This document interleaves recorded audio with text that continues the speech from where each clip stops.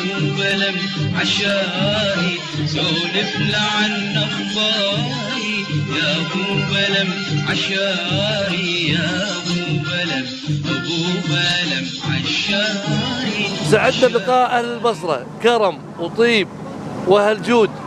بصراحه ما ودنا نرجع الديره، ودنا نقعد مع اهل البصره. كلمه شكر قليله جدا جدا. حرصت في نهايه تقريري هذا ان يكون في شط العرب وعلى البلم عدل على البلم، نتمشى وسط اهلنا وحبايبنا من اهل العراق والبصره.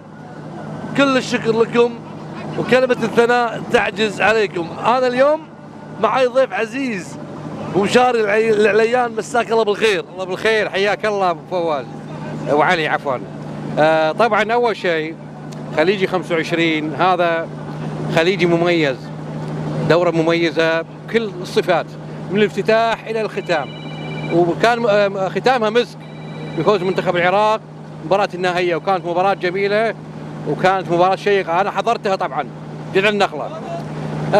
من بدايه الدوره صراحه احنا متحف اهل زبير وتراث اهل زبير كان مفتوح للجميع، مفتوح لضيوف الخليج كلهم، ونتمنى ان شاء الله تكون الحدود مفتوحه للجميع ان شاء الله. اي والله، والتواصل يستمر ان شاء الله باذن الله. ويا احمد مساك الله بالخير. الله بالخير والكرامه، حياك الله اخونا الغالي ابو علي، ربي يحفظكم ويبارك بيكم، نورتونا وشرفتونا، وهاي ارضكم ودياركم، يمتى ما جيتوا حللتم اهلا ونزلتم سهلا، حياكم الله. والله يعني عشنا ايام عيد وياكم، ونتمنى هذا الفرح والاجتماع الخير ما ينقطع.